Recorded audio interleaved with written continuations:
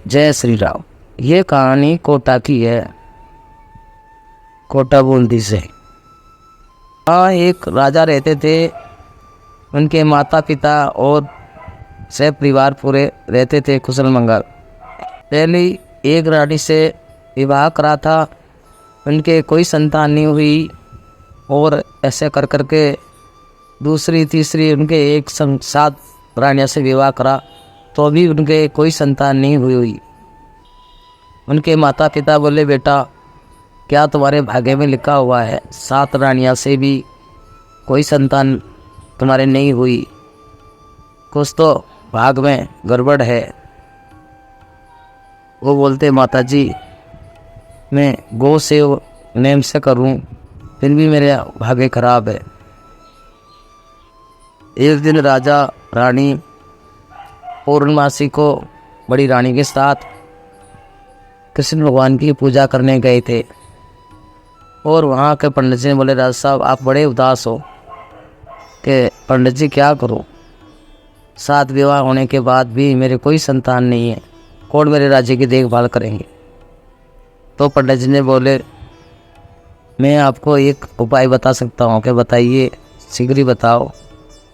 कि दूर जंगल में एक नदी के किनारे संत बाबा रहते हैं और वो शिव जी की बहुत पूजा करते हैं।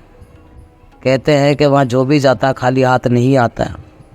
वहाँ आम का पेड़ है और उनका आश्रम है, वहाँ तुम जाके देखो, शायद शीघ्र ही तुम्हारी मनोकामनाएं पूरी हो। और ऐसे कह के पंडित जी ने आशीर्वाद दिया और राजा रानी दोनों घर को लौटे। तुरंत घड़ी अपने माता पिता से बोले कि पंडित जी उसी जंगल के कह रहे हैं, देवगढ़ की, उधर तो मेरी बहन का भी विवाह हो रखा है, रास्ते में मेरी बहन का भी घर पड़ेगा, अगर रात भी रात हो गई तो मैं अपनी बहन के यहाँ ठहर जाऊँगा।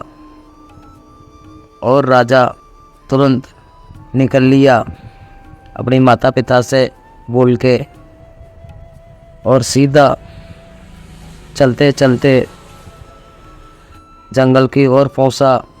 उसे शेर और चीतों का डर लग रहा था, भेड़ियों का, फिर भी राजा हिम्मत करके संतान के कारण साधु महात्मा से मिलने पहुंच गया। आगे साधु महात्मा अपने चेलन के संग धूनी जला के बैठे हुए और पूजा कर रहे। शाम को 6-7 बजे पहुंच गया। उनने जाते ही प्रणाम करें साधु महात्मा को और बोले, महात्मा जी प्रणाम, मैं बहुत दुखी हूँ, बहुत परेशान हूँ, बड़ी दूर से आया हूँ। बोले, बेटा क्या परेशानी है तुम्हारी?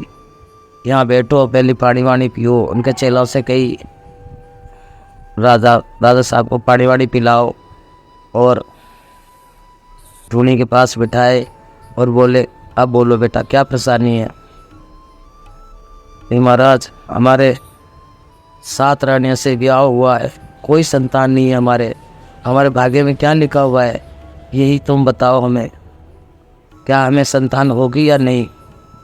और साधु महात्मा ने उनकी परेशानी देख के, और वहाँ एक आम का पेड़ था जो मीठे मीठे आम पक रहे, धूनी में से निकाल के और चिमटा फेंक के मारा और एक संग 7 आम गिरे और बोले, बेटा झोली फैलाओ, ये 7 आम अपनी झोली में ले लो।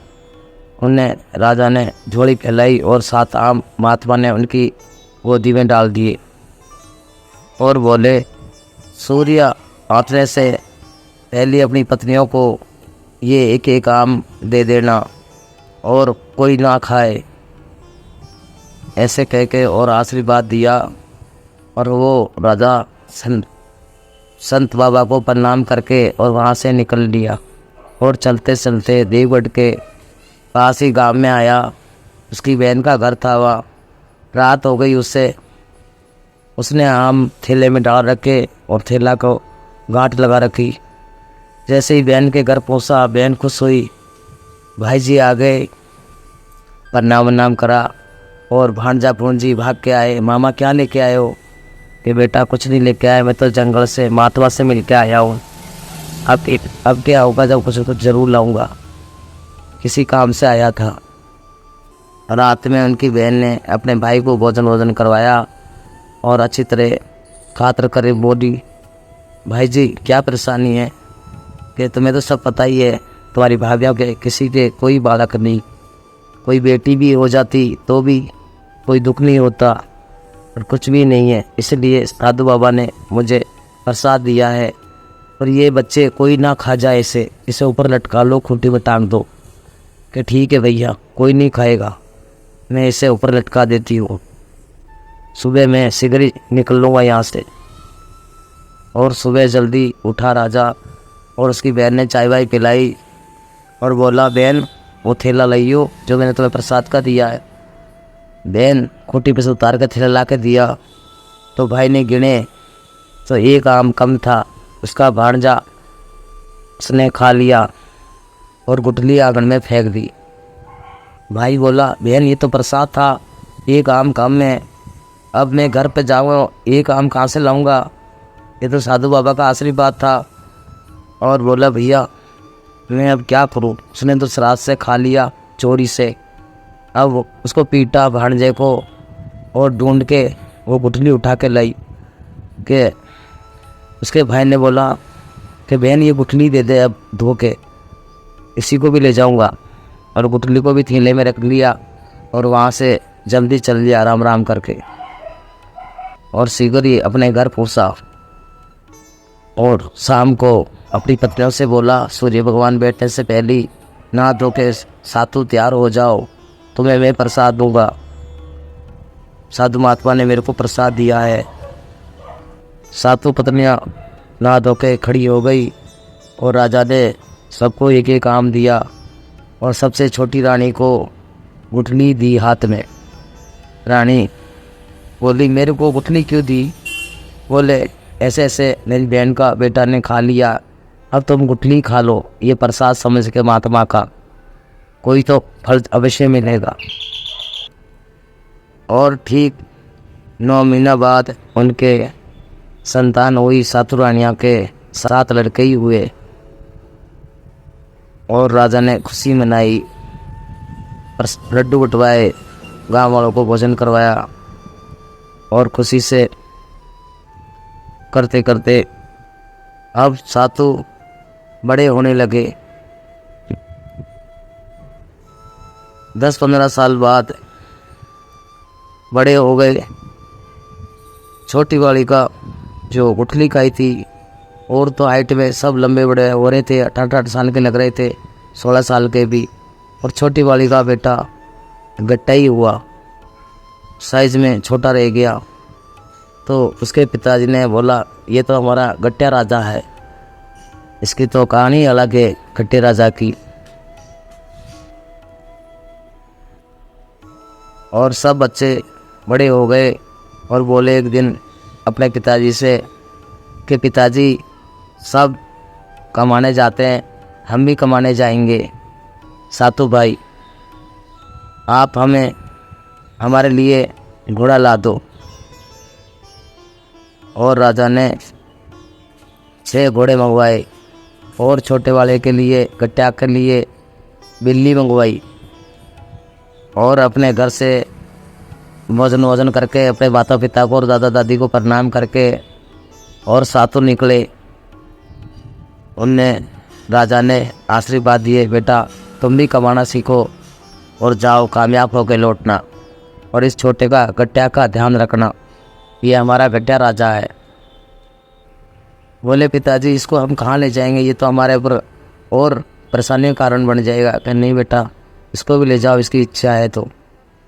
और सातों भाई चलते चलते अपने नगर से बाहर निकल गए और नगर के बाहर एक नदी पड़ रही थी। सातों के घोड़े, 6 के घोड़े तेज थे। नदी के किनारे से छलांग मरवा के और दूसरी पाल पे चले गए, दूसरे किनारे। और गट्टा अपनी बिल्ली के ऊपर बैठा हुआ और बोल रहा, भाई मैं कैसे निकलूं? बोले, भाई तेरे से नहीं निकला जाता तो वापस लौट जा घर को, तो तेरे बस की बात नहीं है, तू वैसे ही बोलना सा है। और उसको गट्टे को गुस्सा आया और अपनी बिल्ली को कार में बोला मुझे भी परलीपाल जाना है इन 6 के संग।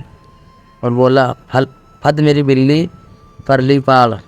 और बिल्ली ने ज़ोर से छलांग मारी और उस किनारे जाके बैठ गई।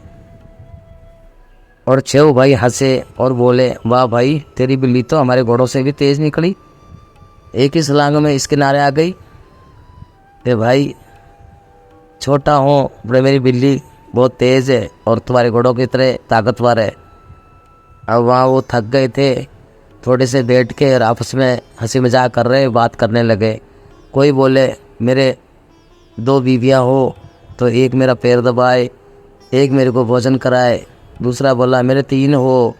ऐसे 6 भाई मजाक में हंसी मजाक कर रहे, कोई कहे 4 हो। और एक भाई बड़ा पोसा बोले गट्टिया तो कुछ नहीं बोल रहा थे, बोल रहा हूँ ना भाई, मेरे तुम्हारी 6 की बीवी मेरी हो और मेरी सेवा करे। और 6 भाई गुस्सा में हो गए और उसको खूब पीटा। बोले हमारी 6 की बीवी तेरे को चाहिए, तू सबसे बड़ा आगे निकला और हम अब तेरे को संग नहीं ले जाएंगे। वहाँ पास में एक भेड़िया पकड़ी थी तो उन्हें भूख लगी तो सब अपने अपने घोड़ा बैठ के सब बेर खा रहे और वो नीचे खड़ा होकर पहले ही पीट दिया उसको और बेचारा चुपचाप देख रहा अपनी बिल्ली बैठ के। बोले भाई थोड़े से बेर मुझको भी दे दो। तो बोले खुद तोड़ ले अपनी बिल्ली से बोल, और अपना काम जो काम करने आया ना तो खुद ही अपने बेर तोड़ ले और खुद खा ले। उसके भाई ने किसी ने उसको बेर नहीं दिए। फिर बोला फद मेरी बिल्ली सबसे ऊपर की डाल पे बैठ। और वो बिल्ली छलांग मार के सबसे ऊपर की डाल बैठ गई और मीठे मीठे बेर खाने लगा और हंसने लगा। और उसके भाई बोले चल हमें भी दे दे थोड़े बहुत बेर। बोले पहले हम मुझे तो नहीं दिए, अब मैं क्यों दूँ तुम्हें बेर। और उसके भाई से वो गुस्से हो गए, उसको वहीं छोड़ के और चले गए कि हमारे साथ बताइयो हम अलग जाएंगे, जहाँ तू तेरी मर्जी हो तो अलग जाइयो, तो हमारी बात नहीं मानता छोटा होकर। और ऐसे कह के दूसरे शहर की तरफ 6 भाई निकल गए और वो बेरिया के पास रोता हुआ रह गया अपनी बिल्ली को लेके। बैठा बैठा रो ही रहा था और वहाँ कुमार कुमारी साने बीनते हुए आए पास के गांव के और उसे देख के बोले भैया क्यों रो रहा है, क्या बात हो गई, तू रास्ता भटक गया है या कहीं जाना है। बोले मेरे भाई मेरे को छोड़ के चले गई, मैं भी उनके साथ आया था कमाने के लिए और वो मेरे को साथ नहीं ले जा रहे, नाराज़ हो गए। और कुमार कुमारी ने बोला चल भाई हमारे संग चल, हम तो घोड़ा बनाने का काम करते हैं, हमारे गधे वधे भी हैं, तुम हमारा छोटा मोटा काम कर ले करना, हम तुझे तनख्वाह देंगे। और गट्टिया उनके संग चल दिया और धीरे धीरे अपनी बिल्ली को वहीं दूध पिलाता और कुमार घर रहने लगा। मिट्टी खोद के लाता गधे के भर के और उनके घड़े वड़े बनाने में मदद करता। एक दिन कुमार की बहन के यहाँ बहन की बेटी का ब्याह था और उन्हें भात लेके जाना था। तो उन्हें बोली भाई गट्टिया मेरी यहाँ लड़की है 10-15 साल की मेरी बेटी, और तुम दोनों घर का ध्यान रखना, मेरी बेटी रोटी पानी बना देगी और हमारे गधा वधाओं को भी पानी वानी पिला लेना, ध्यान रखना, हमें कल लौट के आ जाएंगे। वो बोला ठीक है भाई हम रख लेंगे ध्यान। और उसकी कुमार की लड़की शाम को रोटी बना रही और वो लड़का गट्टिया बोला मुझे रोटी दे दो, और वही रोटी खा रहा पास में बैठ के और उससे बात करता करता हंसी मजाक करता करता बोला तुम्हारे कारोबार खूब अच्छा चल रहा है, तुम्हारे खेत बाड़ी भी है, खूब मटके जाते हैं बिकते हैं, तो तुम्हारे पिताजी कहाँ तुम्हारे पैसा जमा करवाते हैं। फिर वो तो हम नहीं बताएंगे, हमारे पिताजी है जो छुपा कर रखते हैं। हमारे पिताजी ने बोला किसी को नहीं बताना। बोला मैं पराया नहीं है, मैं तो तुम्हारे यहीं काम करता हूँ, मैं पराया नहीं हूँ, मेरे को बताओ कहाँ रखते हैं। ये बलवाना के अंदर सोने के सिक्के चांदी के सिक्के रख रखे कुटले के पीछे गार्ड के, और ऊपर से मटके वटके रख रखे हैं। अच्छा ठीक है। रोटी वोटी खा के और उस लड़के से बातें ले ली, और रात ही रात में लगा आटा मिला मिला के उसमें और तसला में वो मिला मिला के 40 सोने के पैसे और एक सड़ी सी गद्दी थी पुरानी सी जो बहुत ही बीमार सी थी, इसे खिला दिया आटे के स्वाद में। और रात ही रात में गद्दी को पूरा बुलाने के ऐसे खिला दिए। वो गद्दी बहुत मोटी हो गई। और दूसरे दिन जब उनके माँ बाप आए तो वो बोले, बेटा कोई परेशानी तो नहीं हुई तुम लोगों को? कि नहीं, हमें कोई परेशानी नहीं हुई, हमने अपना काम सारा ईमानदारी से करा है। बोला, अब हमें यहाँ कई साल हो गया, हमें अपने गांव को वापस जाना है, और मेरे जो पैसे बने हैं तनख्वाह मुझे दे दो, मैं अब अपने गांव जाऊँगा। बोले, बेटा और कर लेता काम? कि नहीं, मुझे अपने गांव की याद आ रही है, मुझे जाना है। कुमार ने बोला, ठीक है, तुम्हारा जो भी पैसा बढ़ेगा आप दे देंगे, और कुछ भी चाहिए तो मांग लो। कुमार के कहने से उनने बोला, अब मैं रास्ते मेरी बिल्ली है और मेरा गांव दूर पड़ता है, अगर कुछ देना ही चाहते हो तो ये गद्दी दे दो। अरे भाई कुछ अच्छा मांग ले, ये तो कुछ ही दिनों में मरने वाली जैसी है, बीमार गद्दी को क्या मांग के करेगा?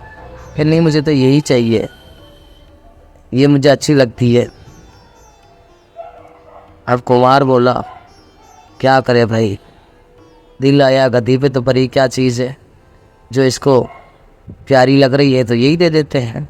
इतना दिन हमारे, इतने सालों हमारे काम करा, ये दिमाग से कमज़ोर दिख लगता है।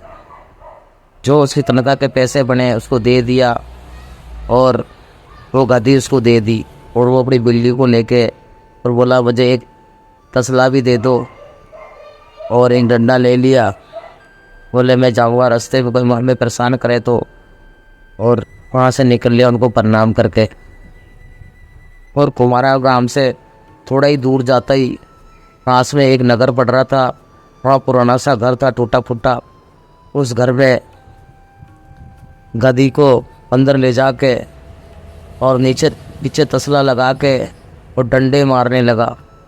कोई नहीं देख रहा आसपास में, और जैसे डंडा पड़े गद्दी के वो सोना चांदी के पैसे तसला भर भर के निकले, पूरा बलौने के पैसे निकाल लिए, और गद्दी ज़ोर ज़ोर से चिल्लाए जैसे डंडे मारे, और बोरा में भरता चला गया सोना चांदी के सिक्के। उसी नगर के वहाँ से सैनिक 2 घोड़ों पे निकल रहे थे। उन्हें गद्दी की आवाज़ सुने, ये कौन मार रहा है, गद्दी यहाँ पुराने घर में क्यों चिल्ला रही है? ऐसे ही उतर के और नीचे आके देखा तो वो लड़का उसे मार रहा, और बोला, भाई क्यों मार रहा है इस गद्दी को? कि मेरी गद्दी है, मैं मारूं या रखूं, तुम्हें क्या? देखा तो उसके तसला भर भर के सोना चांदी के पैसे निकल रहे हैं। अब वो हैरान हो गए सैनिक, और जाके तुरंत खड़ी घोड़ा बैठ के और राजा से बोले, राजा साहब, हम आपको एक बात बताएं, चमत्कारी गद्दी है, सोना चांदी के पैसे निकल रहे, जितना डंडा मारे उतने ही। बोले, हैं ऐसी बात है? तो वो तुरंत घड़ी हम लेंगे उस गद्दी को, तुरंत घड़ी उस लड़के से उसे खरीद लो, जो वो मांगे उसको दो। और सैनिक पहुँचे और बोले, भाई ये गद्दी तो हमारे राजा साहब मंगा रहे हैं, उसको राजा साहब को पसंद आ गई है। बोले, मेरी गद्दी मैं नहीं दूंगा, रोज़ तसला भर भर के पैसे निकलने वाली कोई बेवकूफ़ भी होगा जो देगा अपनी गद्दी को। कि नहीं, वापिस दौड़ के गए राजा से, बोले कि राजा साहब वो तो मना कर रहा है कि मैं नहीं दूंगा। राजा खुद चल के गया और बोला, भाई क्या दाम लगा रहा है गद्दी का? कोई दाम नहीं है, मैं नहीं दे सकता। अरे भाई, मेरी सुंदर लड़की, उसे तरह विवाह करवाऊँगा और अपना राजपाट आधा दे दूंगा, जो मांगेगा तो वो दूंगा, और ये गद्दी मेरे को दे दे। कि पहले साइन कर लो पेपर पे, जब दूंगा गद्दी। साइन कर लिया, अपने कई लड़की से विवाह करवाऊँगा, साइन करवा लिए, और वो गद्दी उसको दे दी। अपने बोरे के पैसे छुपा लिया पुराने घर में ही, और राजा का संग गया।